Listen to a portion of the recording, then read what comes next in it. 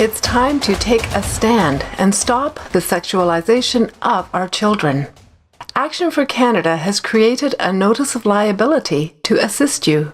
The title of this NOL is Facilitating in Exposure of Minors to Sexually Explicit Educational Resources, Activities, and/or Events. The United Nations has mandated that all member nations implement the Comprehensive Sexuality Education Resource. CSE is a learning platform that was developed within the context of a program developed by UNESCO. This so-called resource sexualizes children at the earliest ages possible, and it's no surprise that it's causing great harm to our children, as well as attacking the traditional family unit. According to Section 163.1 and Section 152 of the Criminal Code, as well as the Canadian Centre for Child Protection, it's a criminal offence to sexualize and exploit children. Here at Action for Canada, we've been working to expose this evil agenda and to empower parents, grandparents, and concerned citizens to take a courageous stand. In an effort to assist you, we've created a page on our website where you will find an incredible assortment of information on this issue, including the various programs that have been introduced into our schools. Beyond the Basics is the resource used in Nova Scotia, WIN Sex Ed is used in Ontario, CSE is used in Manitoba, and SOGI 123 is used by the rest of the provinces. By introducing these programs into our educational system, our children and youth are being exposed to sexually explicit pornographic materials in the form of books, magazines, and comic strips. Our kids are also encouraged to become members of organizations that promote sexually deviant behavior and the exploitation of minors. Be sure to take advantage of this notice of liability, which will advise teachers, librarians, trustees, ministers, etc., that they will be held personally liable for exposing minors to any form of pornography or sexually explicit material, as well as any activities or organizations promoting sexual deviancy and the exploitation of minors.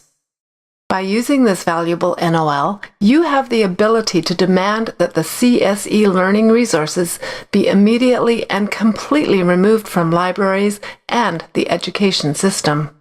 That all of the books listed, including titles by the same authors, be immediately removed, and that all educational facilities, including libraries, cease and desist promotion of any and all activities, including performers and clubs that exploit our innocent, impressionable, and vulnerable children and youth. Knowing is not enough. You must take action. Here are some powerful actions you can take to protect our youth, no matter your age or station in life. Pull your children out of public schools and universities. Run, facilitate, join, or help with a homeschool group. Get involved in writing letters and serving notices of liability. Run for office as a school board trustee, mayor, or city councillor. Connect with an Action for Canada chapter near you. We cannot ignore this message. Our children and youth are being subjected to twisted ideologies using social justice as a means to indoctrinate and groom them, and we must protect them. Thank you for taking a stand to protect kids. If you like what we're doing at Action for Canada, please consider making a donation to support our ongoing work. And be sure to join a chapter near you. God bless you, and God bless Canada. And through his love we win the fights. Action for Canada we unite. Joining hands with foes or fights. Action for the Canada we stand tall. With love and faith we can win it all. We are up high. Hello and welcome to tonight's show, where we provide information and resources for everyday Canadians. We're so thankful you can join us.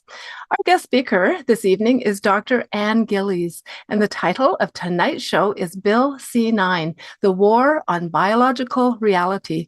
We welcome you to part 3 of this current series. Be sure to head over to our website to catch up on the first 2 episodes if you've missed them. It's April 8th, 2026, and this is the Empower Hour. Action for Canada is a national movement reaching out to millions of Canadians and uniting our voices in opposition to the destructive policies tearing at the fabric of our nation. Through call to action campaigns, we educate, equip, mobilize, and empower citizens to take action. We are committed to protecting faith, family, and freedom. We'll be heading over to the show in just a moment, but first, we want to take a moment to thank all of you who support Action for Canada. We are 100% donor supported, and we're able to put out all our free content because of your contributions. We want Canadians to be strong in the truth, and Action for Canada is uniquely and strategically positioned to serve you and to provide resources which will uphold our God-given rights and freedoms. So, thank you for being on board with us. For those of you who are new to the show and want to contribute financially, you can go to the Action for Canada website and click on Donate to give a one-time or a recurring monthly donation. If this is your first time joining us, it's my pleasure to introduce you to Tanya Gaw, the founder and leader of Action for Canada. Tanya and the Action for Canada team are committed to bringing public awareness to the many serious issues facing our nation, including tonight's topic concerning C-9 and the war on biological reality. Will you all please help me welcome Tanya Gaw. Hello, Tanya. Hi, Heather. Thank you for that. You always give such a great intro to all that we're doing. I appreciate that. And I appreciate particularly today the video that you created with the battle that we're having within the schools and for the hearts and minds of our children. And that's going to be part of the biggest portion of our topic tonight. This war has been going on for many years. I'm excited to bring our guest on after I provide a few updates because Dr. Ann Gillies and I have known each other pre-COVID. A lot of you woke up, and I'm thankful for that because of the so-called COVID measures. We know that that was a horrible fraud, and it's harmed a lot of people, but it has also done something that Canada needed for a long time coming, and that was to help alert us to what was going on in the highest levels of government to the lowest levels of government. I mean, this has been a strategic takeover to get globalists into these positions. And part of that, we've talked about this Marxist ideology and that they're using our schools to pump out, using our children as agents of change. And they haven't even been shy about telling us their agenda. And it is so dark, so demonic, so evil when we consider what they're physically doing to our kids and the mental torture that they are putting them through. And so Bill C-9 is that next step towards continuing this evil agenda.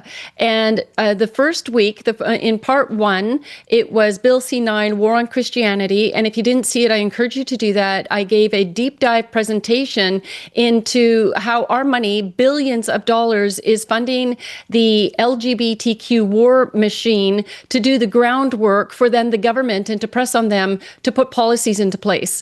And so Bill C-9 is part of that agenda.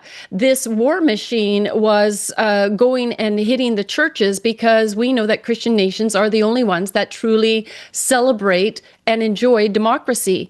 And you can't have a Marxist, communist, Islamist, because that's right on the agenda there too, country if without destroying and taking down biblical Christian principles. And that's why there's this massive attack on the scripture, which was second week, where we brought on Sarah, a detransitioner. I hate even using the term as detransition. It wasn't. I mean, they have mutilated and disfigured children's bodies bodies. And I think that we need to talk about the facts of this, because there is no such thing as a trans child. But Sarah came on and gave her testimony. And I think that as many people in this country as possible should hear it, and that you should share it with your senators in your province. That's a campaign that's going to be coming out through Action for Canada, is to get her message out. I'll be showing another detransitioner tonight as well. And so with that, tonight's show is Bill C-9, the War on Biological Reality. So all of this is working together to help you to understand all the different ways that Bill C-9 is being used to attack our societal norms, our Christian foundation, and to just turn this country upside down, and to censor our speech, of course. So I'm just going to share screen. And I'm going to start with some good news, some great wins that we are experiencing. And I want you to understand how important your part is, that when Action for Canada sends out actions, we're not doing that just for the sake of it. We're doing it so that all levels of government can hear how the majority of the population is feeling, because they've been lobbied very heavily by minority groups who were the squeaky wheel, who got their attention because all of us were silent because we didn't know what was going on. But now we have no excuses. Everybody in society is having this pushed in their face and shoved down their throats, and this compelled speech, and we're all fed up with it. We are the majority. We have the power and the strength to overturn this, but we have to be strategic about it. So your calls to action, Action for Canada has been one of the ones on the front line that has been trying to ring the warning bells against SOGI 123, known as When Sex Ed Beyond the Basics. And it's in every single province, but sometimes as another name. And it's all known as comprehensive sexuality education. And Dr. Ann Gillies has also been one of those people that's been ringing the bell and on the front lines of this battle as well. So with Action for Canada, one of the wonderful things that has transpired is that we are achieving some, I'm just going to go back because I've just lost there. We've been achieving some wonderful wins through the actions that you've participated in. And Alberta is the headliner this week. I mean, they have passed new legislation that is in direct response to Action for Canada's calls to action for the last couple of years. And the reason I've started with this image is because we've hit the drag queens, the books, the SOGI 123. We've been lobbying government, providing them the evidence of measurable harm, and Alberta was the first. Well, sorry, Saskatchewan was the first in 2023 when we were meeting with the government and serving them notices of liability and showing the measurable harms that we got SOGI 123 shut down. And now Alberta has taken that step. A couple of great wins this week, if you haven't heard, through Bill 25 and Bill 28, is we rallied last year after they had removed the pornographic and sexually explicit books. Daniel Smith actually called them what they are, from the public schools. But there are 55 schools in Alberta that are municipal public libraries. Sorry, there's, in 55 schools in Alberta, 55 municipal public libraries, which meant that the removal of the books from all the schools didn't apply to the public libraries within the schools. And so we were saying, you got to close this loophole. So we created a letter, and people en masse copied, pasted, and sent it. And this week, they have truly responded in the best way possible. So they passed an act to remove politics and ideology from classrooms and to amend the Education Act. That is huge. That means all of the CRT, the DEI, the land acknowledgements, and the SOGI 123 must be removed. Those are the political and ideologies that are flowing through the classrooms. I won't go into much detail now, but we'll be telling you about more work that Action for Canada is doing as far as the teachers that are having this forced down their throats as well. If we're going to remove this from the classrooms, then we've got to ensure that the teachers also are not being compelled to teach this, or are not having to take courses in order to deliver this message to the children. So there is more work that is coming on this, and it's to supporting age-appropriate access in public libraries is the other win through Bill 28. And so those 55 public schools, it's going to apply, public libraries, it's going to apply to all public libraries across Alberta, but specifically our concern was the public libraries within the school system. Now, the only thing that I would stress, they put an age on it. They're going to put these books, these miserable, nasty books in a room on their own that adults 16 or the age of 16 or over can access them. And if there is a public library in a public school, it should be to adulthood. Otherwise, remove these public libraries from the schools and replace them with school libraries so that it is consistent throughout. And this was just the headline. Bill 28, Alberta limits sexual content access in public libraries, introduces municipal code of conduct, bans the vacancy tax, which is separate. But anyways, massive, huge win. And I believe this is just going to be the beginning of the end. Other provinces are going to follow. I think BC and Ontario, until we get new governments in those, Doug Ford and David Eby, they talk a certain talk, but they don't actually care about our children. Our children are being seriously harmed, and we need to make sure we call them out. We did a really big call to action recently, specific on Soji, after the mass murder of children here in British Columbia by the young man that was trying to identify as a woman. And David Eby turned around and said it was an AI problem. They should have notified him of his mental illness. No, it's the fact that this is in the schools indoctrinating our children. So ABC News has also reported that Trump administration terminates agreements to protect transgender students in several schools. Again, this ripples across. They make this decision in one area and it goes from state to state. It's fabulous what's going on country to country. Here we have again that Belarus bans promotion of LGBT ideology, pedophilia, and childlessness. To go down and read this article, it makes you want to move to Belarus. So stay in Canada. We need you here helping to fight. Okay, right before we bring Dr. Ann on, I wanted to play this video of this young woman who had been lured into this trans demonic nonsense, and you can just hear the emotion and how it's affected her life. My name is Claire, and I'm a detransitioner. A week after I turned 14 years old, I was put on testosterone by Dr. May Lau at Cook Children's Hospital in Dallas, Texas. 6 months later, Dr. Alan Doolin with the American Institute for Plastic Surgery in Plano performed a double mastectomy on me. I was too young to get a tattoo. I was too young to drive. I hadn't even learned algebra in high school yet. But I was old enough to choose to have healthy parts of my body electively amputated. I was sold a product, medical transition, by professionals and institutions who told me that it would fix my distress and save my life. I was told that if I didn't do this, I would probably end up dead.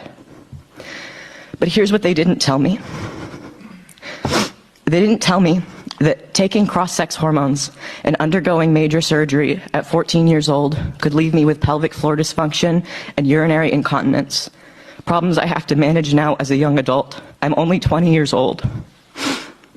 They didn't tell me that these complications are common enough to be known risks, and yet they were hidden from me at an age where I didn't even understand what these terms meant, let alone the impact they would have on my daily life. And it doesn't stop there.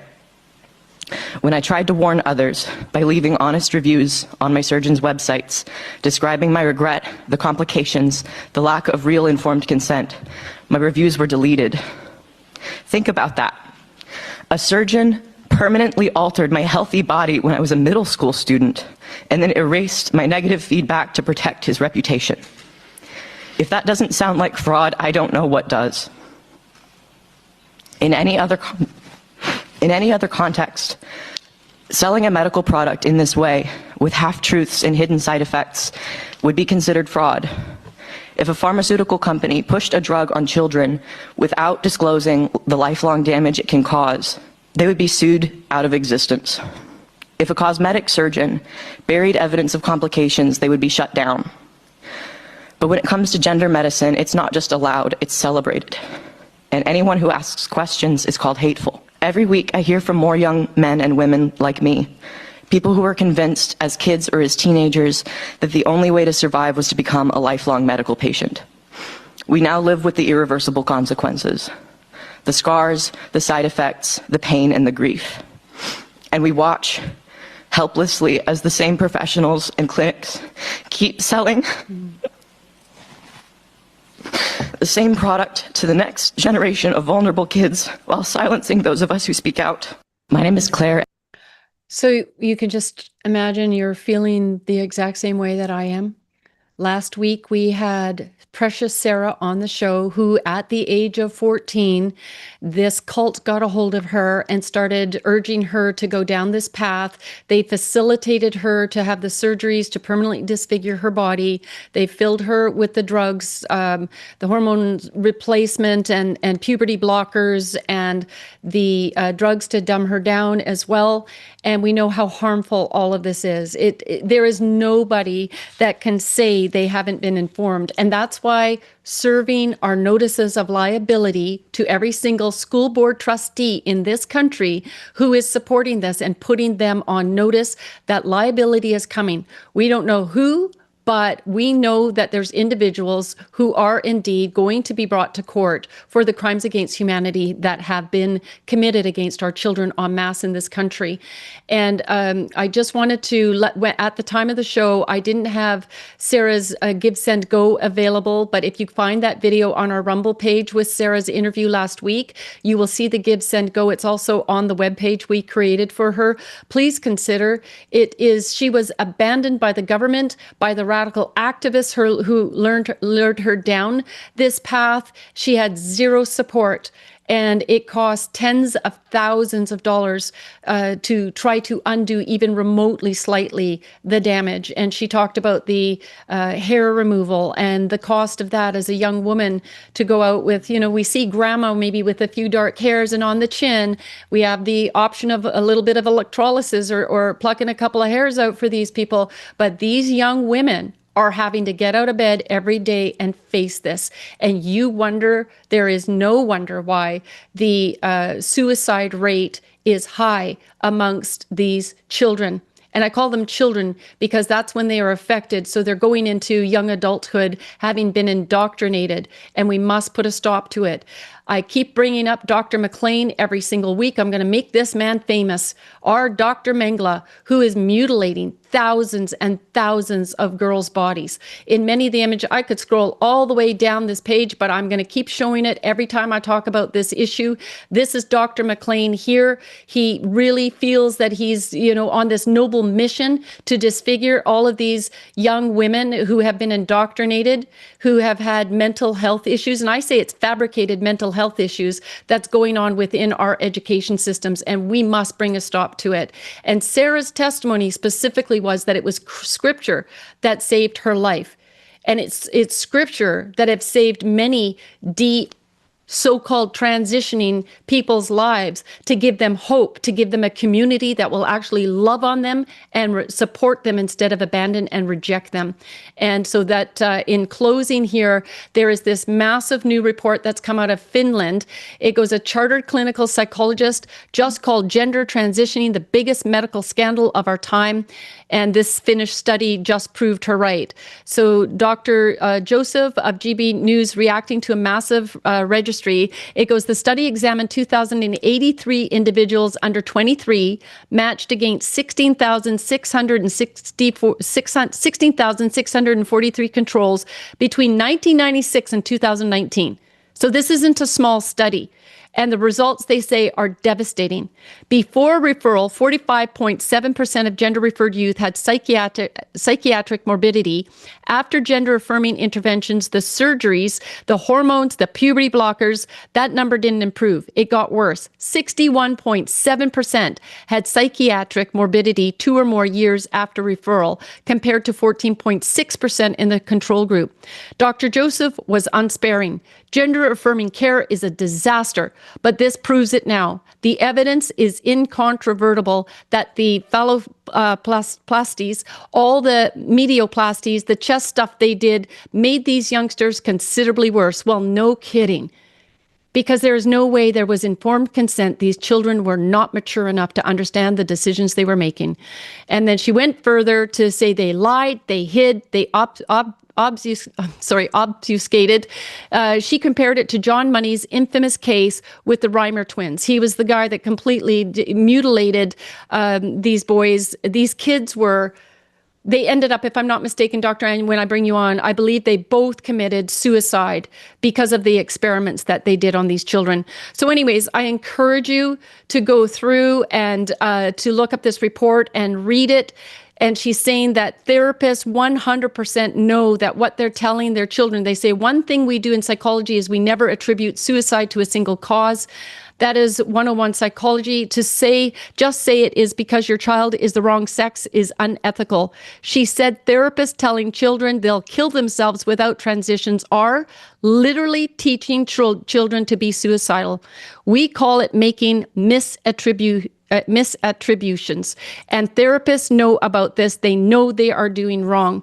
And so with that, I'm going to bring Dr. Ann Gillies on. At the end of the show, we are going to have a time for Q&A. So I would encourage you to also, if you have questions ready, please make sure that you're signed on to our Zoom link. There is an option that you can also write your responses, your questions there. So Heather, would you please bring Dr. Ann on? Thank you, Tanya. It's always a pleasure to have Dr. Ann Gillies join us on the Empower Hour. Ann is a wife, mother, grandmother, professional counselor, ordained pastor, international speaker, trauma specialist, author of several books, and the founder of Restoring the Mosaic, a ministry which seeks to educate and inform politicians, community leaders, and pastors across Canada. Her research is in the area of child and adult attachment, trauma, same-sex attraction, gender dysphoria, and the current transgender phenomenon. Anne is a voice of reason and an advocate for our innocent, vulnerable children who are being psychologically and physically harmed by the indoctrination of gender-affirming ideology. Will you all please help me welcome Dr. Ann Gillies to the Empower Hour? Dr. Ann, welcome. It's so good to have you back on the show. Great to be here. It's really, really good to be back. Timely is the word, right? Yeah, Dr. Ann, it's been a while. Thank you, Heather. And I was really looking forward to having you on the show. As I've been going through this series, I was thinking, what should the next step be? And it's like, yeah, this massive fraud with what they're doing to our kids and the biological reality being challenged. And who better to talk on this issue than yourself? And is there anything, first of all, I'm sorry that, it takes me a few minutes to go through those headlines. I know you and I could speak for hours on this issue to try and train and alert and educate our viewers on what is transpiring. But one, I believe our viewers need to be encouraged that taking action is having a very positive effect and helping us to win this battle and overturn it. So that's vital. And then to hear from detransitioners who this is the real life. This is what they're facing and will face for the rest of their life while the rest of us go on with ours. And so we have a duty and responsibility to protect our children and not to shy away from the controversy, which is something that you have definitely been willing to do. And I'm so appreciative for that you have used your gifts and talents to speak the radical truth. Well, it's interesting. It has been a journey for sure, Tanya. It's been a long time that we've known each other. And so the years do go by. But yeah, when I hear what Alberta is doing and how strategic that Empower Hour and Action for Canada has been in that, it really warms my heart. You have worked so hard and your team has worked so hard and people have responded. Mm-hmm. And that's what we need, people to respond. When we started, so when I wrote Closing the Floodgates, which it kind of did a big overview with the LGBTQ, that was in 2016. And, I had this idea that, people would listen. I was naive. Anyways, but you know what? I don't regret a bit of that. I've written 4 books since that time, all of them on gender and sexuality. And I would say that now we are seeing some momentum. It's very slow in other parts of Canada, but I think pastors and leaders are starting to wake up and to speak up. I think they're not doing a lot of speaking up yet, unfortunately, but I think there's a momentum starting, and we're going to see that happen. And now, quite actually, I was talking with a fellow pastor in the town where I am, because I've now just recently, since January, become the lead at our particular church. So a whole new role in a sense, but I'm really enjoying it. Anyways, I had this conversation with him, and he said, um, you know, because he was kind of he was awakened during COVID, and anybody that's been doing other research for me years before COVID that saw what was going on with true research and the backroom kind of stuff that was being published knew there were problems with it. But this pastor said now, just now, other pastors now with Bill C-9 are going, wait a minute, this is a problem. And now they're beginning to wake up because it's going to affect them personally and affect their churches. And it's sad to think that we had to get to this point. But you and I knew, I'm sure you knew this, that we had to come to a place in Canada as Christian believers and churches where pastors and leaders and church members are finally put on notice, actually, because they, each one of them actually could face some dire consequences with the new legislation that's coming down. Right. And are they willing to stand? And, being a pastor is not a career, it's a ministry. And I think that many pastors had gotten comfortable in their career instead of understanding the ministry, and that they needed to be devoted and 100% committed to preaching the word of God, whether it was popular or not. And consistently, I say Jesus was our greatest model. And he constantly was speaking out against the government. It's not even like he was speaking out against the government. He was speaking out on behalf of God.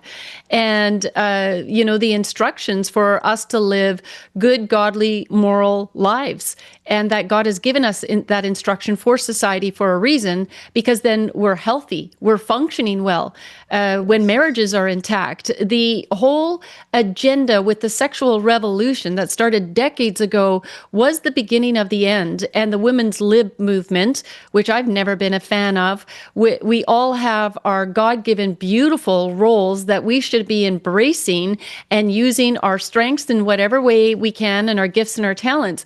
But pastors have, as we saw through COVID, I say, separating the wheat from the chaff in the church. You will see the churches that will stand, and the pastors that stayed open, their church doors were consistently opened, and they've tripled with their congregations.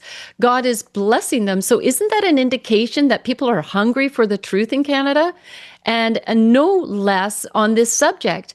And so when you see the mutilation of our children, would that not compel them that even if I need to go to jail, I am going to take a stand to defend these children? So I don't know what to say on that. I am sad as well that it had to come to this to activate the church. And I hope out of a genuine spirit, not just for self, but for community, that they will move forward and be committed that even if this bill passes, we will say we will not be censored from reading scripture, because we have a God-given inalienable right to preach the word of God. This is a Christian nation. Absolutely. And as you're talking about the children, unfortunately, there's not many pastors really that speak up for the children in this whole area of gender affirmation and mutilation. Um, very few, even now. And maybe they're speaking quietly in their churches, and I hope that's true, but not in the marketplace. And I mean, there's a few of us, but it's been very, very sparse. And so I'm hoping that that will increase too, because what you're exposing and what I've been exposing for many years is this huge movement to mutilate and abuse our children, but not just the children. Parents have been so abused, blackmailed into agreeing to things, to atrocities that no one would ever have imagined a parent would agree to, because doctors have blackmailed them into it. And it's just, I'm waiting for the lawsuits. I'm waiting for the lawsuits between the medical association, the psychological associations, the teachers unions, and the Department of Education's. Like, they have corrupted the minds of children and the whole generation, plus the parents. It's just the most horrific Yeah. thing I think we could ever have imagined. Well, I'm looking at it as a parent myself. If I had to stand back or feel forced to watch my daughter get mutilated, for the fact that if I didn't support her, then that community of people Yeah. would just take her from me and under their arms. So some people parents have been criticized for even allowing it. I think that I would literally take my child and just leave wherever I was. I would take my child and create a whole new environment so that all of those influences were gone. It is so difficult. You and I went through the fight against what was originally Bill C-6, turned into Bill C-4 when it got passed, the conversion therapy ban. And that was a real hit, not only to parents if they didn't support now their child coming home, with this delusion that had been implanted into their mind. Parents could go to jail for 5 years, but it also affected counselors, therapists, pastors, that if they did anything other than affirm those children, they faced 5 years in prison as well. So, Dr. Ann, how do you feel this next step with Bill C-9? I mean, with the organizations, I'm meeting in private with some groups, and we're coming out and saying they don't have a right to do this. It's just because they can sign saying something and say, thus it is so, like the conversion therapy ban, doesn't mean that that is legitimate. It's illegal. It's taking away parental rights. And so I look at Bill C-9 the same way. How are you viewing Bill C-9? Well, very similarly. And I think when you look back at Bill C-6, Bill C-4, they merged, a lot of that was smoke and mirrors. They used language to, kind of hit us over the head. Conversion therapy, there's never been such a thing. Like, those are two very different elements. Conversion is talking about a religious experience, and therapy is talking about, of course, a psychological practice. And it's like, conversion therapy, what is that? And to think that they just want to silence professionals, pastors, and parents from helping their own children, and from helping those children that came to them, or even adults. And so to shut that all down. And just recently, Matthew Gretsch from Malta was found not guilty. He was, and I don't know if you heard about this, Tanya, but he actually had been in court for about 4 years for simply is invited by a local radio station to give his testimony. So he's formerly a gay man who left that kind of lifestyle and then shared about it. And some MP or somebody from Parliament heard it and decided that that was, conversion therapy. I mean, come on. Mm-hmm. And so he's been in the court system for a long time, and just last month was found not guilty. Yeah. Thank God. That's a real win. I think we're going to see more of those kind of wins. I think there's some stuff happening in the US, and I think it's time in Canada to do some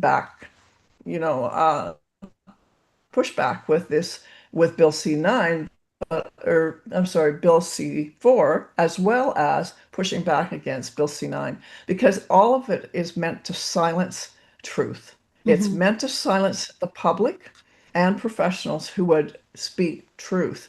And this Bill C-9 or the hate speech bill, like, what is that? Like, we are not a hateful people as generally. And for sure, Christians, I mean, we are of all people, Bible believing Christians are committed to loving people, not to accepting every form of debauchery, Hmm. because the Bible doesn't accept those. And that's the problem for the government now, because the Bible has some pretty important things to say about sexuality. And that kind of leads into where we're going tonight. But I think when we begin to sit back and realize, and as pastors and leaders and other people begin to see where this could go, I think there will be pushback. The concern, though, Tanya, is that, there's a lot of Christians out there that actually are saying, well, we shouldn't hate other people. This is probably a good bill. And I want to pull my hair out by roots, because you know what that's like. It's like, Yeah. okay, let's take this apart a little bit. And I have not taken it apart. I have a meeting in Alberta, in Calgary next week, and we're going to be doing some taking apart, and hopefully talking with other pastors as well, and to really look at this and kind of come together and say, hey, how are we going to fight this? And the reality is, just as you and I have stood in the gap, I believe truly we stood in the gap for children with this whole issue of gender ideology. But to stand in the gap means that you have to embrace the reality that you could go to jail for what you're doing. Hmm. That's the reality, isn't it, Tanya? Yeah, I mean, that's why I'm saying if enough of us all stand up at once, what are they going to do? Arrest thousands and thousands and thousands of That's pastors and Canadians and heads of organizations because we're speaking the truth. And then we all have to go to court. And, we're going to come with those facts and we're going to table them in court. That hate speech, you can't consider disagreement hate yeah. speech, which is exactly what they're doing.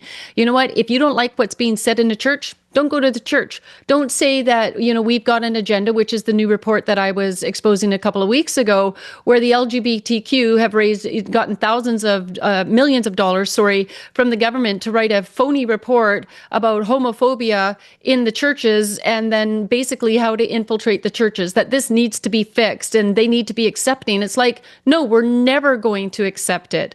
We wouldn't accept adultery. We're not going to accept thieves, and consider it normal. Will we minister to them? Will we love on them? But if their intent in their lifestyle and their way of life, don't ask us to come in agreement with you. It's just not practical. If they do it in this area, they better well do it there. What's stopping them from doing it in every other area? Why such a focus on sexuality? Right? Because it's key to tearing down a society, harming our children. And I think pedophilia and putting our children on the altar of Baal is pretty much the worst thing Canadians could accept. And so we're going to stand and we're going to fight this. So how would you say, like, if you were to stand before the Senate right now, what would you say to them? If, say, you're given 2 minutes to give an appeal as to why. Here's your Thanks, Sonia. your elevator spiel to the Senate as to why you would either instruct them to reject this bill or to bring back of course, the controversial clause. Well, that's quite a challenge you just gave me. I have to think about that. I haven't had time to think about it, but I would first of all say that the language that you use and the assumption that these passages create hate and animosity toward LGBTQ is simply, it's your assumption. It is not fact within the Christian church. And that we, in fact, as Christian believers, do, raise our children. We instruct our churches, our congregants, in how to love people well, how to minister to them, and not to gaslight which is what you are doing. And we really have had enough of the gaslighting. So we need to be able to love people well and to be recognized for what we do in this nation, what the Christian church does in this nation and has done for decades and centuries, that we are the very bedrock of this society, and you are trying to collapse us, collapse the church by putting into motion these kind of insidious bills that decree that we are hateful people and that the Bible is hate literature. That's probably more than 2 minutes anyway. That's I don't okay. know, No, but that's okay.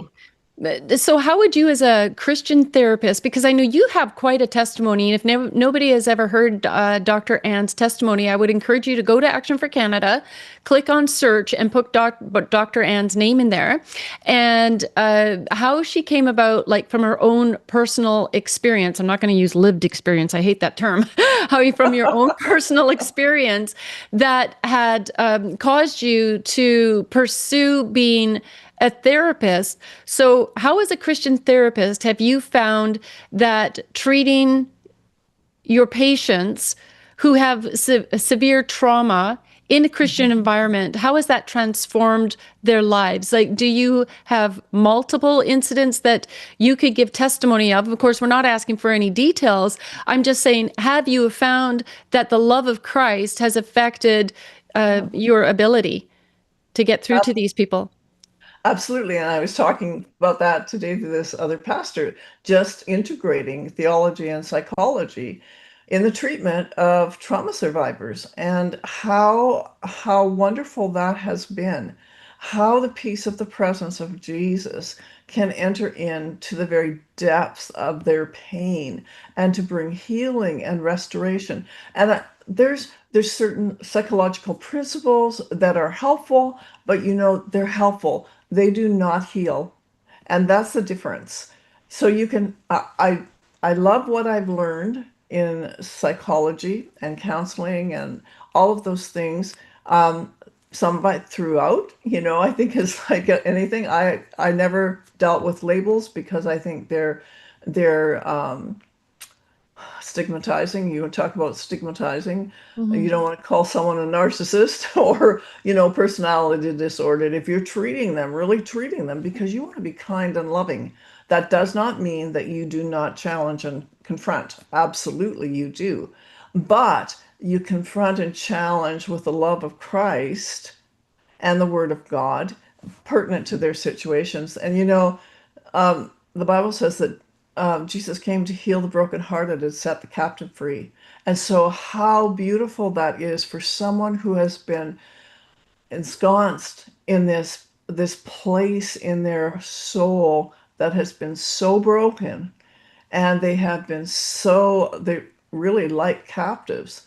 And so the word of God is powerful to transform lives, and the peace of his presence and his love pouring over people. I've had so many people that came into my office, and I'm not practicing anymore, but I'm retired from private practice. But they would say to me, after sometimes I didn't always pray with people, but I always asked if they would like that. And most of them, I think 99% did.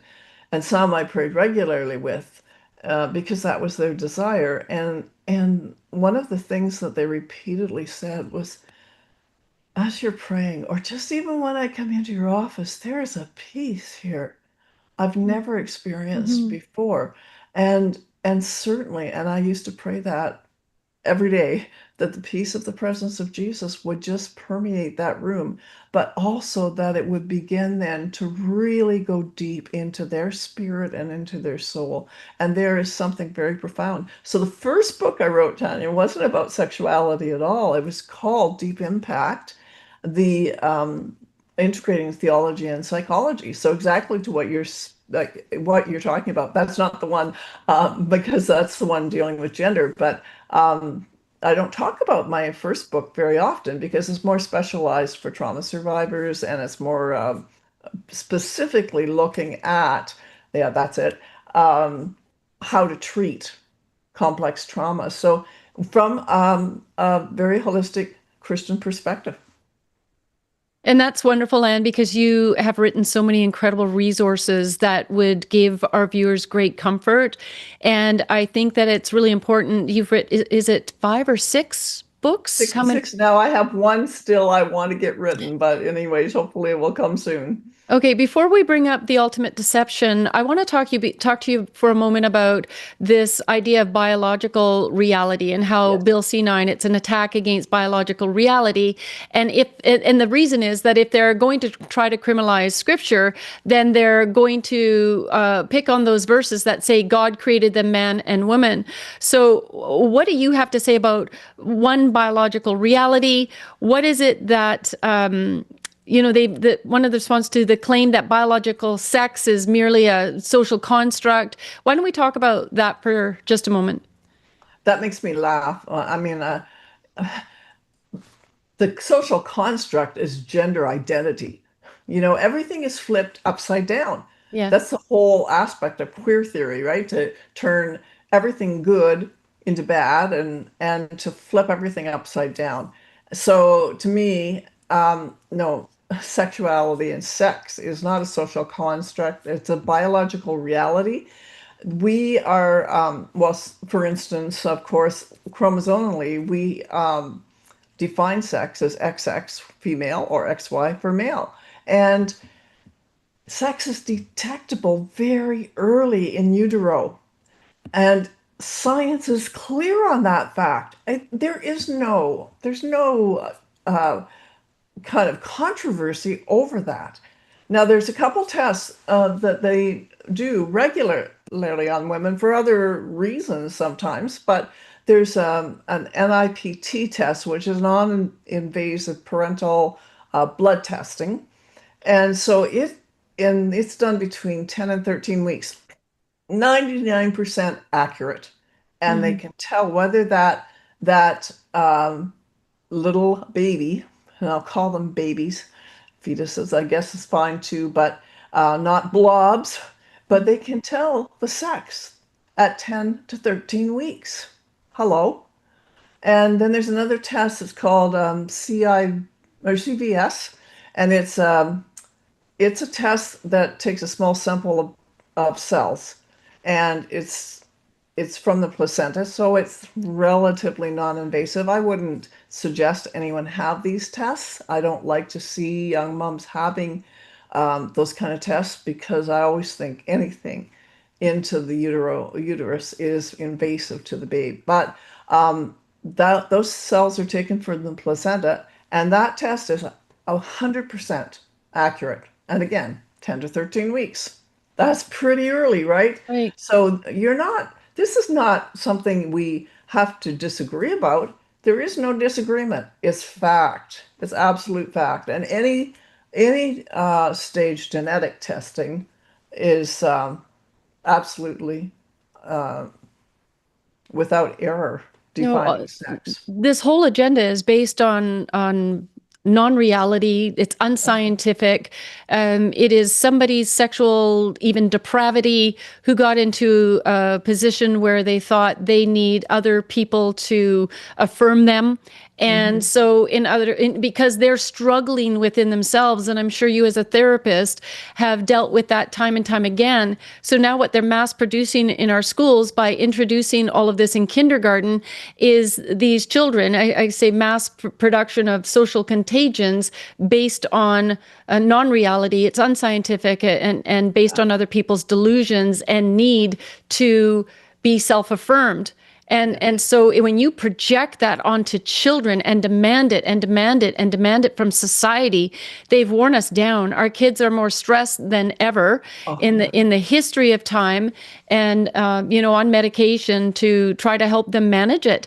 They go to school in their pajamas. They look slobby. There's nothing professional. The standard has dropped so low, and then those children are also easier to control and to manage. So it's a mix of reasons, I believe, that we're going through this, I'm going to call it an attack, and against everything that's natural, and as I said earlier, our societal norms.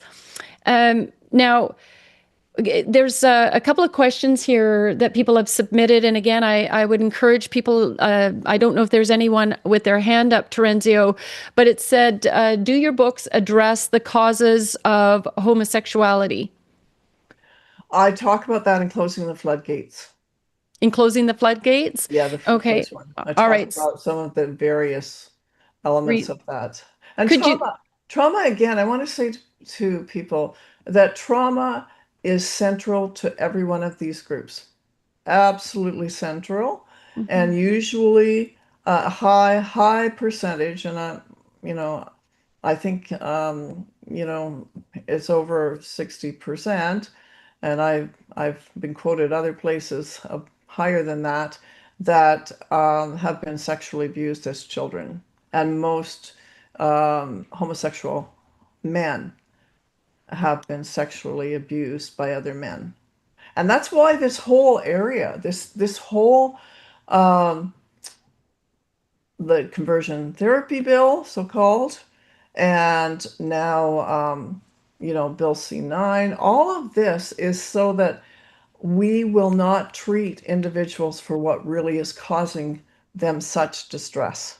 And Exactly. that's the issue, so that we can shut them down, so that they will continue to be distressed, because we find that with those who are gender confused, they're distressed, they're vulnerable. But that doesn't decrease after transitioning. Oh, and I was going to say something here, because you stole my thunder. I want to tell you, Oh, okay. talking about that Sorry. Finnish study. Yes. Good for you for getting that on so quickly, because that just came out last week on April 4th.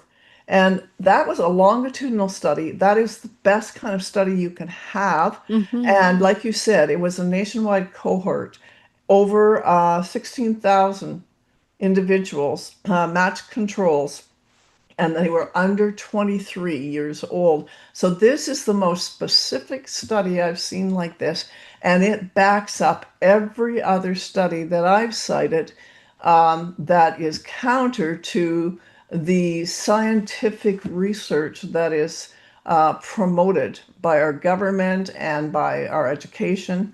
But psychiatric needs do not subside.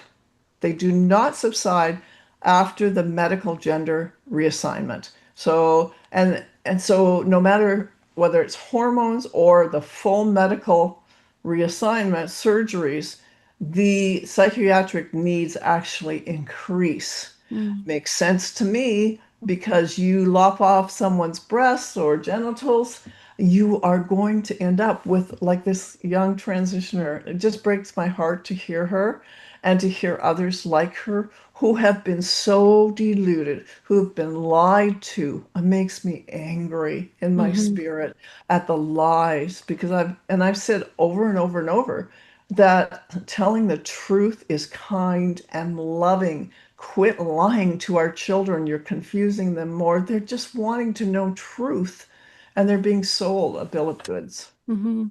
Yeah, thank you for reviewing that again, Dr. Ann, because I think that this report is very likely going to be used in lawsuits. We know the massive win down in the United States is worth mentioning again, where the woman who had been lured into this culture of destruction, and she came out against her psychiatrist and the doctor who performed the surgery, and she was awarded $2 million. And then I don't think it's a coincidence that a doctor who performed these surgeries has shut his doors in Quebec, because it was a big deal in the headlines, because BC, people could go to Quebec and get these surgeries so that they could get them quicker. And now that that door has closed, they're also worried, about the delays. And so I'm hoping this is a shot up across the bow to these surgeons to say, yes, and these psychiatrists that are promoting this and facilitating this, that your day in court may be coming. And so yes, how much longer do you want to go and make a buck off of destroying a child's life? and getting them permanently on, into the medical system. So I think that's very, very important. This report is going to be vital. I like also what you just said about the homosexual men, that it's proven there's a statistics for both lesbians and homosexuals that sexual abuse as a child is very, very common. And it doesn't necessarily have to be sexual abuse. It could be parents that were abusive or neglected their children. A child is so delicate in our care. And that is why I've been so irate about what's happening in the school system, starting now in daycare, but in kindergarten, grade 1, grade 2, just forming these beautiful little minds. I'm bringing my grandson, who just turned 2, to church, and he sits there with me every Sunday, and he doesn't even want to go into the children's section. And then we're driving home in the car, and he's got his little hand in the air, praising the Lord and humming. And I'm like, I just thought about what they're teaching in our schools. It is about how we give instruction to our children as to what they're going to face in life and how they're going to be able to manage. And somebody could say from that community, it's like, oh, you're indoctrinating your child. No, we are nurturing their childhood and protecting their innocence and teaching them about morality. And then if they took a turn after all of that, when they're 20 or 25 years old and get rebellious, whatever, that's on them. But at least they've been nurtured. And they generally, when they get mature enough, always come around back again to being really good, solid, decent people. And we need society at large supporting this and supporting our children. So what do you feel is the best way that our viewers could be involved in ensuring that this change takes place and the momentum continues to grow? Well, the first thing I would say is that we must acknowledge biological reality. We must over and over and over again acknowledge it and support that reality. And then we have to recognize the psychological complexity of those who are struggling in the whole area of gender identity. There is a complexity, so it's really important to understand that and make sure that care of these individuals. And when I think of this, think of parents who have been cut off and had their children removed because they wouldn't affirm that child's delusion. And so children have been so abused, and their support systems, the gender ideologists talk about supporting the child, and they can't, their parents aren't supporting them in their transitioning. But, true support of the child has been robbed from parents because they're told to support a delusion. They're told to lie to their children. And the other thing is, if they refuse to lie to the children, then the people around them, the adults around this child who is now, part of a LGBT group or something like that, because they circle around kind of like hyenas. Anyways, I shouldn't say that. These are people. No, it's okay. No, I know. But they just, it's like a feeding frenzy with these young, innocent, very vulnerable children. And then their very support systems ripped out from under them. Their parents are ripped away from them because they are told they can't trust their parents because their parents didn't agree with their delusion. And so family ties are broken. It's very strategic, and it damages the whole family. And you see families, aunts and uncles against the parents, and it's just a mess. And it's all part of the agenda to annihilate family and to annihilate individuals down the road, right? Through, all of the medical care and all of the things that go on, like this young woman said, the long-term repercussions are so serious. So to help parents understand that we're not defined by confusion. We are defined by redemption, and our identity is in Jesus Christ as believers. And truth is objective. we do not have to sacrifice the truth that's on our side. Biological reality matches up, and scientific reality matches up with biblical truth perfectly. You know, we're fearfully and wonderfully made. And those truths match what science tells us. I mean, if you've ever watched, and I watched not too long ago a video someone had done of the baby growing in the womb. Oh my goodness. It was so profound, so professionally done. And how can you deny that as truth? Mhm. And you know, and that reality of holding their parent holding their baby on the day they were born and being designated either male or female, Yeah. and Oh, now waiting until they designate themselves. I mean, it's completely insane. yeah. There's a huge amount of I believe mental illness that's involved, and so just to build on what you just said, as far as the history, this has been incrementally and very strategically planned to break down society. So they introduced the bathroom bill, Bill C-16, allowing biological men into women and children's spaces, and then including gender identity and gender expression in the Human Rights Code. So, in other words, that anybody identifying as a different gender, the made up genders, that they have human rights. So don't you mess with them. And then immediately after that, they started to fast track bringing the SOGI and the curriculum, not curriculum, but it's been as a resource into the schools. And in kindergarten, they start by introducing the different kind of families.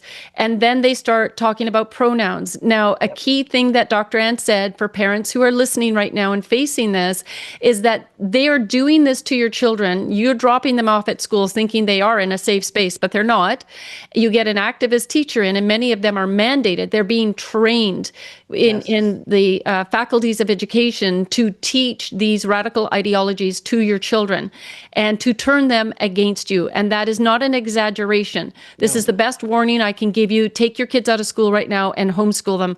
I don't care if they're in high school or where they are. Figure it out. Find a way, because you don't know when your child will become vulnerable. So now they've introduced this to the schools, and in from K to 6, they're going along teaching the kids, and then they're introducing the idea that, if you changed your hair or identified as an owl and their parents, your friend's parents didn't support them, how would you respond? It's like, oh, I'd support my friend.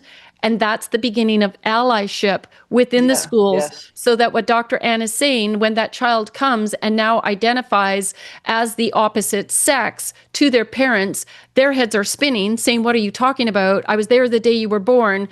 This is not biological reality, and we're not going to stand by you on that, in that lie. And from there, it can escalate very, very quickly for you as parents because of the indoctrination and the brainwashing that has taken place in the school.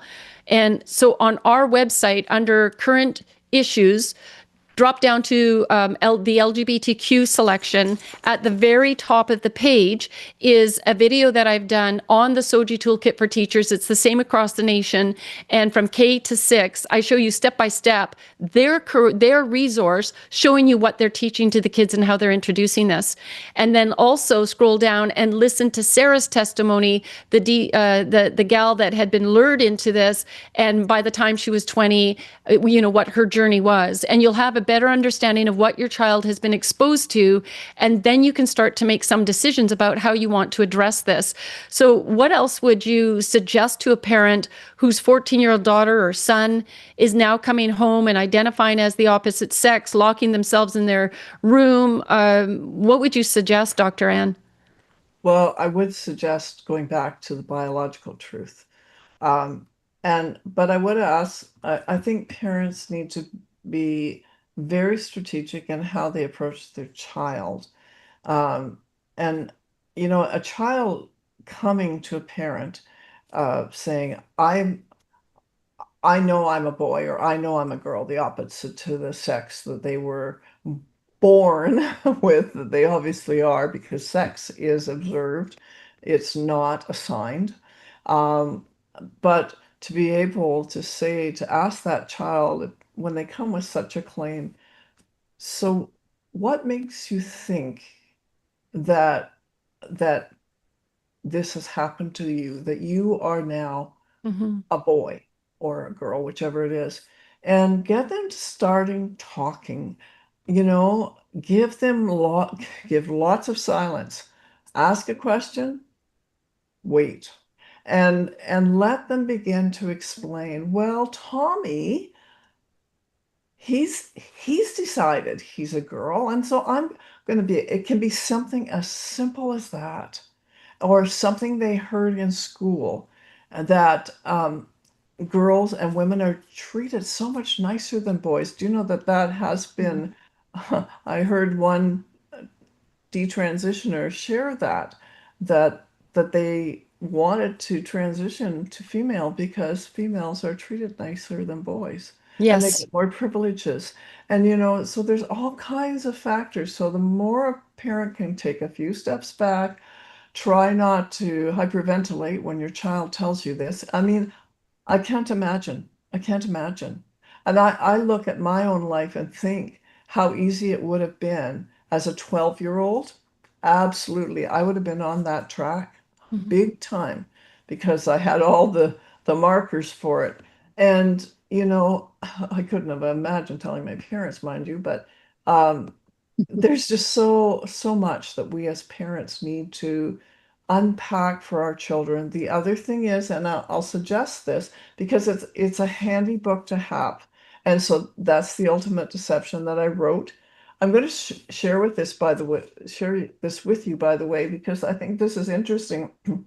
I I put this in the top of chapter 2 because the British Columbia Teachers Federation, their handbook on gender education states that gender is a state of mind.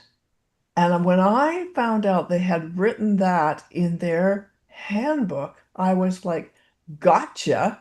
Like, hello, this is not, this is this is a Mhm. state of mind. This means that it is a mental complexity. There's something going on in your mind and it's not healthy. And whether you call it mental illness or not, it is a mental state of mind. And so we can all have states of mind, right? Yeah. And so I thought that was quite interesting. But that book, well, it's based on research. So that's helpful, especially for parents of teenagers, because you need to understand what is truth about gender affirming care and what is lies. That's the biggest thing. I think that's the best thing you can do. And Mhm. Tanya, you have stuff on your website for that too. So that would be my starting point if a child came to me as a parent, just saying, "Boy, I need to find out more about this, and tell me what you understand about it." And Yeah, and you absolutely. know, Trenzio, can you bring the book up again just so our viewers can see it? I highly recommend getting Dr. Ann's book, The Ultimate Deception, The Truth of Gender Affirming Care.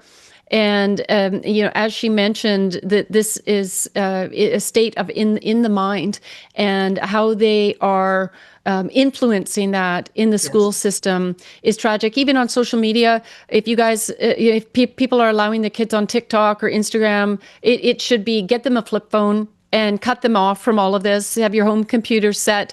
Yes, they may see it at a friend's house, but at least you have to do everything you can to protect your children and limit it. Thank you, yes, Trenzio. And then as well, what you were saying is also consider, oh, there we are. And so also consider taking your child for a car ride, doing something that they love, horseback riding, going to the lake. Take them. And I know that everybody's very busy. You're working maybe 2 jobs just trying to put food on the table and take care of the rent, but you get one chance at this with your child. If you cannot take your child out of the school system, then use Action for Canada's Notice of Liability, which is on the same political LGBT. I'll actually show it after Dr. Ann is off. I'll show you the page where you can get some of these resources and information and serve your teacher.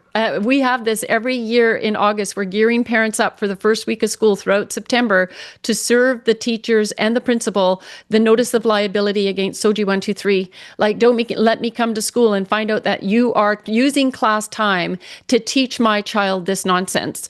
And so you serve them, they're on notice, and even serve teachers who are on our side, because if you have a radical activist principal, that is their shield and their guard to say, I'm not taking a chance at being held personally liable, so I will not be adhering to teaching these children information that is obviously right here, it spells it out, that it's causing measurable harm. And we'll probably update our notice of liability one more time to include this new finished report, so that we are driving home the message to these people that you have been informed. You cannot claim ignorance on this matter or this issue. So, Dr. Ann, I really appreciate you coming on. I know that somebody has asked a question in the chat as well. Where can a homosexual go for help? Where can somebody get assistance if they are questioning and struggling at this point? First of all, it is illegal to help in Canada. So you need to understand that. So if you are someone who is struggling with thoughts or behavior that are LGBTQ related, and you don't want those thoughts or behaviors, finding a therapist is going to be extremely difficult, and I would not advise you online. If you want to contact me later, then that's fine. I can talk to you, email me, but there are few and far between. You may have to go to the US. I know some detransitioners who found therapists in the US because they have freedom in the states that are not succumbing to the gender ideology. So that's the only options.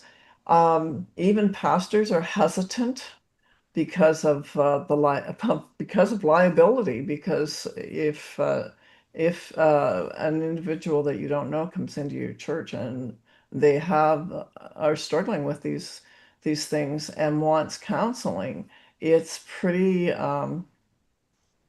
scary for pastors, because Well, it's concerning too, because the fact is they're trying to infiltrate the churches and claim homophobia in this. So there's no doubt in my mind that there are even activists who would try to test the waters in a church to see if a pastor would lovingly help them if they claimed and lied about wanting to move through this and toward a heterosexual lifestyle and to deal with the trauma in their lives. And that's what I was saying with these strategies is, as they introduced these bills in gender identity and expression, the next then was Bill C-4, that when your child came home, now it's illegal to talk to them. You can only affirm them. It has been so strategic that this last here, I don't call it the last attack, but the next one with Bill C-9 is just part of this measure to try to crush people into the very words that you have to have compelled speech.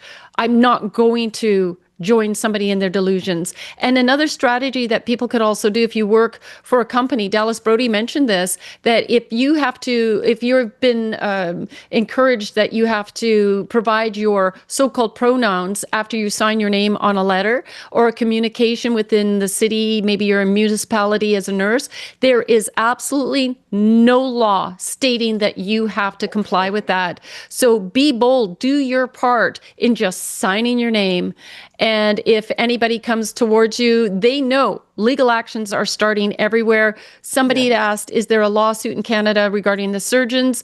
There is a lady in Alberta who is taking legal action for being indoctrinated into the system. I don't think it's against the surgeons, but there may be cases, I won't go into too much length, but I believe that they will be coming forth in Canada in the near future, especially with them breaking ground in the United States and with this new peer-reviewed studies that are also coming through that would help in a court of law. No, we don't know how many children have been transitioned here in Canada. I can tell you the one surgeon, it was either 2,500 or 3,500 breast removals that Dr. McLean has done. That's one surgeon in Canada. That's thousands and thousands of lives that are being destroyed. And yes, and then another question by Gil was, before the woke perspective of trans, were there actually children who felt they were in the wrong body, Oh, or is this a new phenomenon? Yeah.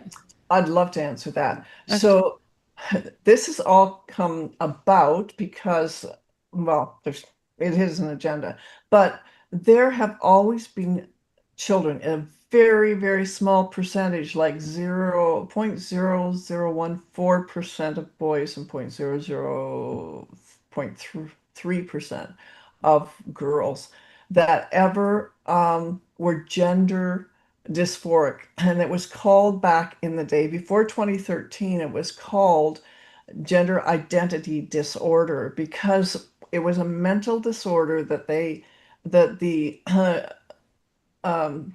American Psychological Society Association actually identified, and such a small percentage of children. So in Canada, there was a clinic run by Dr. Ken Zucker in Toronto, and he treated those children with behavioral therapy mostly, and family therapy. He treated the parents, he treated the child, because this is a whole family issue. And as you find with most issues with children, like I never saw children by themselves. I saw them with their parents, because if you see the child and the family dynamic, you're going to understand what's going on for the child. And so that's how he treated it. 2015, he was very quickly removed from CAMH, and because he was treating with behavioral therapy, and that's a no-no because this isn't a behavior, they think. So yes, there are children that have gender identity. Well, it was gender identity disorder, and it But is it's a distress that they have. And you work through the distress, and you provide them with tools to help with the anxiety, and you begin redirecting their mind.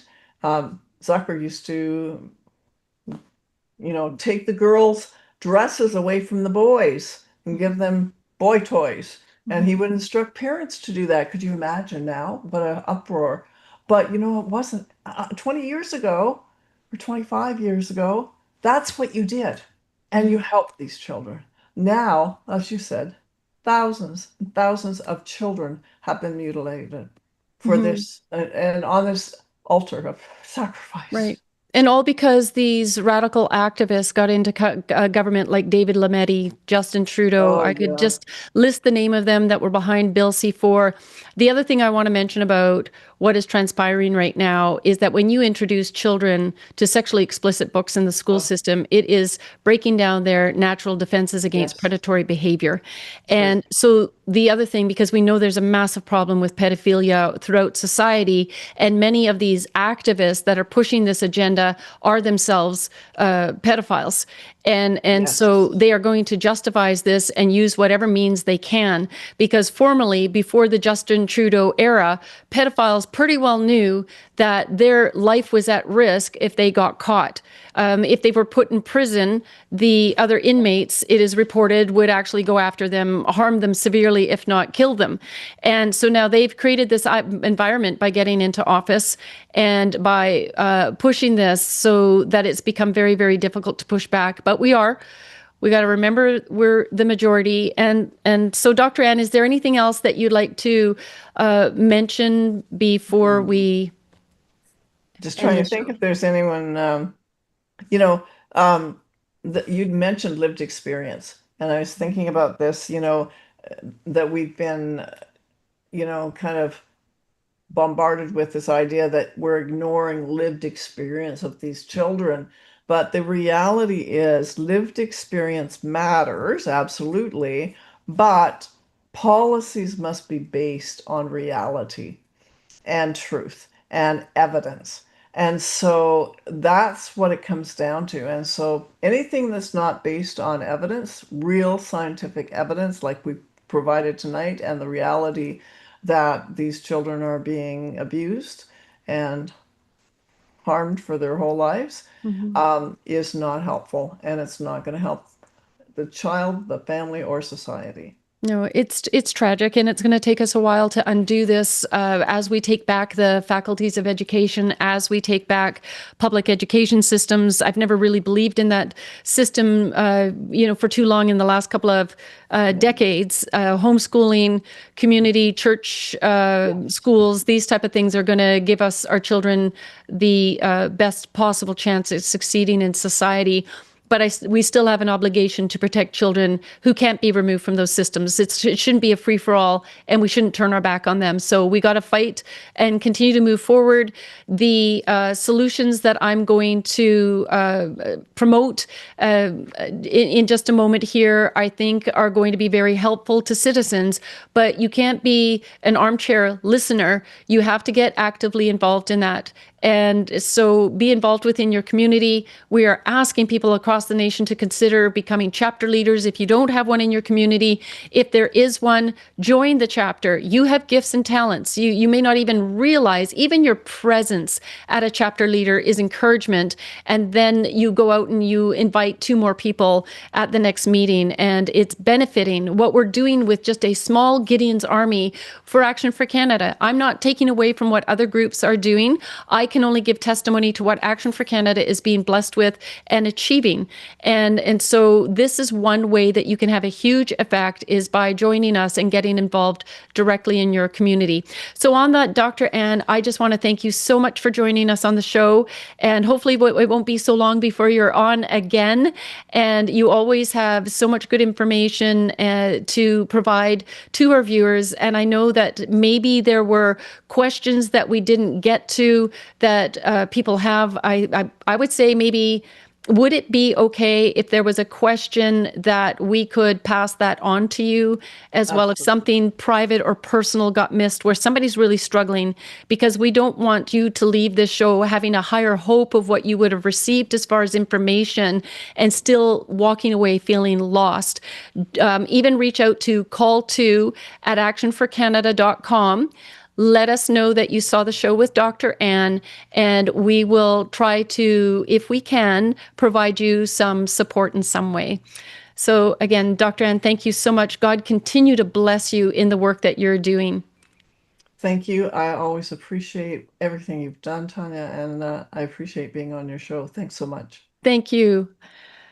All right. Well, that Dr. Ann is just amazing. I wish we could literally spend a couple of hours speaking on the issues. Sometimes I wonder, would it be an idea to have individuals who are in this situation and hurting come on the show and have a real life conversation about how to deal with these issues? But as Dr. Ann has said, and I've mentioned, with the threat of Bill C-4, I'm not going to have it restrict us, but there is the reality that what they've put in place, those radical activists are going to demand that people get that they would get arrested. If you can believe that this is even how we're functioning in Canadian society at this point. So I would like to finish off the show. I was trying to do something in the background here. My screen was doing something really crazy. So I'm just going to mention that out loud. We'll delete that. I'm just going to share my screen for a moment because I said we're all about solutions and action. And I am going to make sure that I'm going to land on the right page. Here we are. And there we go. All right. I had mentioned the LGBTQ page that Action for Canada has tremendous amount of resources and information on. So if you go to current issues in our main menu, and then you drop down, you'll see that when you drop down, it'll say political LGBTQ. That just happens to be what we named it many years ago. If you're struggling and you're within this community and you're watching tonight or the video when it's posted, click on this page, Hope and Inspiration, because we do have resources there to help you. There's detransitioners, so-called detransitioners, videos, testimonies of what helped them. And it truly was a journey back to God. And so we would encourage you, even if you're here angry tonight, I know some of you may come, you're really upset that we're talking about this issue and we're not supporting the position that you're in right now, but we want to love on you and say there is a better way, there is hope for you, there is healing for you. And so I would encourage you to come to this page and check out that first link. This is the video I was talking about where I go step by step through the SOGI toolkit to show how kids are being indoctrinated and lured into this program through kindergarten to grade 6, so that they have this great allyship before they hit high school or junior high. It's really frightening. Sarah's video is also easily accessible right here. They go hand in hand. If you have a child that's facing this right now, I would even encourage you to sit down and watch this video with them, because they may not be able to see where they will be from 20 years from now, but Sarah can help show them. And I think that her testimony is critically important. So much more good information on here. This page also has the notices of liability that I mentioned, access to flyers, all kinds of information. Just keep scrolling down. You'll see statistics and information that you can share with families hurting people, loved ones, etc. This is the action that we did recently, demanding that this program be taken out of the school. We know kids can be exposed to it during, social media times on TikTok and stuff, but the main one where they're pumping out these delusions and really harming the hearts and minds of our kids is the access to that they have to them 6 or 7 hours a day.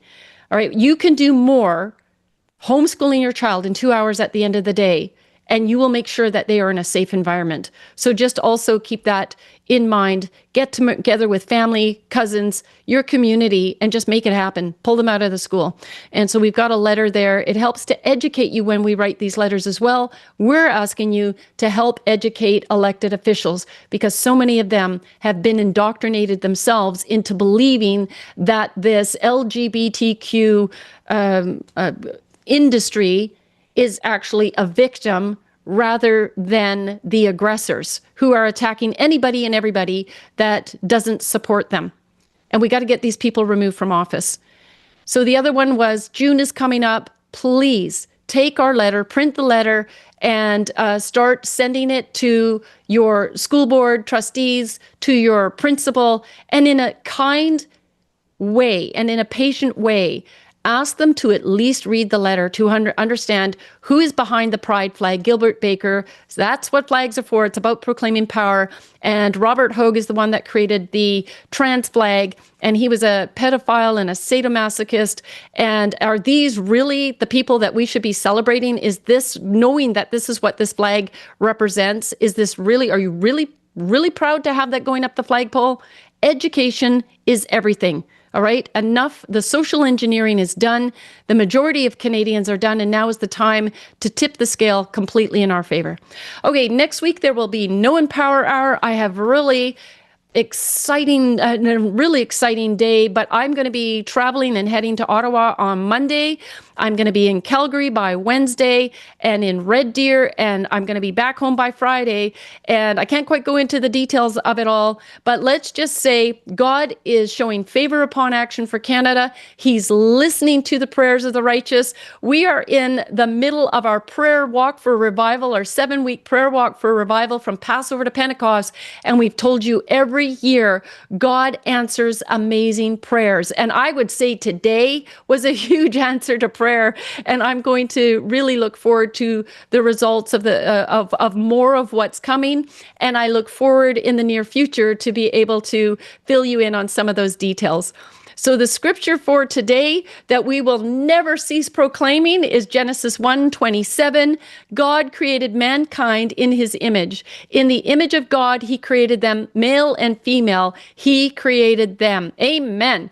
And so Genesis, for those of you who are not aware, is in the Old Testament, but God reaffirms that in the New Testament, where it says, he answered, have you not read that the one who made them at the beginning made them male and female, and said, For this reason, a man shall leave his father and mother and be joined to his wife, and the two shall become one flesh. So they are no longer two, but one flesh. Therefore, whatever God has joined together, let no one separate. And that's from Matthew 19, 4-6. And I'm going to say a amen, hallelujah to that as well. It shows you that the New Testament and the Old Testament work hand in hand, and that God created male and female, and this incredible bond between a husband and wife for the most precious and special reason, and that reproduction only happens through this process. All right, if you throw 100 lesbians on an island for 100 years, you will come back and find the bones of 100 lesbians. And the same, for gay men. And what a mess with the transgender community. It is heart-wrenching and heartbreaking that they have been so deceived, that somebody has taken advantage of their hurt and suffering and pain as a child, and that they have built a business on it. I mean, I am gobsmacked by this. And I just hope that we as a society can be very, very determined that we will not give in to the word of not preaching the word of God, that we will continue to proclaim these truths and reality. 2 Timothy 2-4 says, preach the word. Be prepared in season and out of season. Correct, rebuke, and encourage with great patience and careful instruction. For the time will come when people will not put up with sound doctrine. Does that sound familiar? Do we sound like we're living in an age right now with these, verifiable truths and facts? So it said instead, to suit their own desires, they will gather around them a great number of teachers to say what their itching ears want to hear. They will turn their ears away from the truth and turn aside to myths. And what more than this gender-bending myth? It's just not reality. And so you can see why the truth matters, why we need all to stand together and unite. And finally, my favorite verse is Galatians 6:9. Let us not become weary in doing good, for at the proper time we will reap a harvest if we do not give up. And I started the show off by mentioning some of the fantastic wins, and a big shout out to Daniel Smith and the Minister of Education and others who are putting this legislation and policies in place. Just continue to pray for them. Continue that they will not feel any need to stand down or stand back or mince their words, that they will be bold, because this is what the majority of the population are looking for. And so pray blessings on them. Pray for the premiers in other provinces to have a heart change. And again, in your community, start now to raise up good, godly leaders who you know, who you trust. Help them to get known in the community, and then support them financially, support them door knocking, and then on the day of voting, become a scrutineer to make sure, because we got voter fraud happening everywhere. But if your nose is right in there and two eyeballs, and we fill that room with scrutineers from our side, it will lessen the opportunity and the chances for that to happen. We have to step into these roles if we expect that we will turn Canada around, and we have to continue to pray, because God says when we humble ourselves, truly humble ourselves and repent over what's happened in Canada, that God will heal our land. We got to turn from these wicked ways. We got to boldly speak the truth, to admit and advance forward in truth and righteousness. So God bless you, and God bless Canada. In times of financial uncertainty, safeguarding your assets is increasingly important. In response to ongoing inflation, economic challenges, and market instability, many Canadians are adopting the timeless strategy of investing in precious metals. Historically, gold and silver have held their value, safeguarding your assets against economic turmoil. Action for Canada is pleased to announce our partnership with Steve of Sun City Silver, providing valued members of A4C with expanded investment opportunities designed to help you achieve your financial goals. Steve is an ally of the Freedom Movement, and he's offering members of Action for Canada exclusive access to some of Canada's premier prices. By leveraging his connections with Silver Gold Bull, you can access competitive rates for securing your precious metals. Silver Gold Bull is a trusted Canadian leader, offering live pricing 24/7 and boasting nearly 400,000 five-star reviews on Trustpilot. For an order of $5,000, be sure to indicate you're an Action for Canada member and receive a complimentary 1967 silver dollar, courtesy of Sun City Silver. Expand your collection further by referring a new customer who places a similar order, and Steve will reward you with a special bonus thank you gift. Your purchase with Steve is a dual investment. You invest in your future while simultaneously supporting the freedom movement with a percentage of each sale benefiting Action for Canada. For more information, be sure to visit actionforcanada.com/purchasing-precious-metals/. Secure your assets. Protect your future. Support Action for Canada and the freedom movement. The information presented is for educational and informational purposes only and is not intended to provide financial, legal, or tax advice, as we are not licensed financial advisors, accountants, or attorneys and cannot provide professional counsel. Be advised that the content and information provided does not create a client relationship. We recommend you consult with a qualified professional advisor before making any financial, legal, or tax decisions. Please note that Action for Canada is not responsible for an individual's financial outcome. Remember, your decisions are your own, and we recommend doing your own research before making any investment.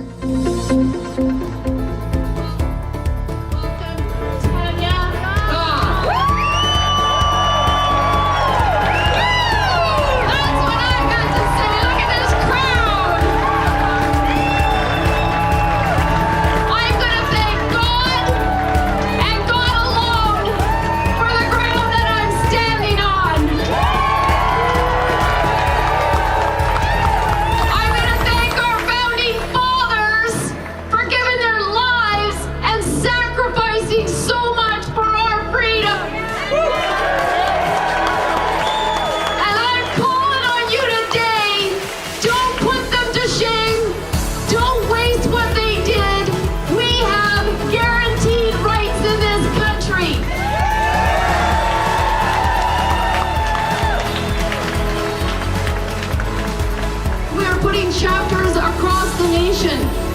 We are going to be in every town and every city, and we are going to build communities within these communities of like-minded people who are actually going to care for one another again and love on each other and give each other the help when they're down.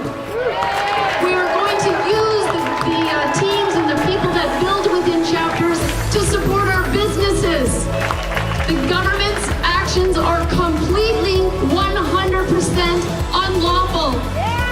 Judgment will again be found on justice, and those with virtuous hearts will pursue it. You have a virtuous heart if you are here today pursuing freedom and righteousness. And then verse 23 comes along with a promise. God says He will turn the sins of evil people back on them. He will destroy them for their sins. I take great comfort in that because I serve a mighty living God who has allowed us to go through this season of discomfort because we as a nation had turned our backs on Him and we need to get right. So I am just going to thank you so much. I'm going to say God bless you and God bless Canada.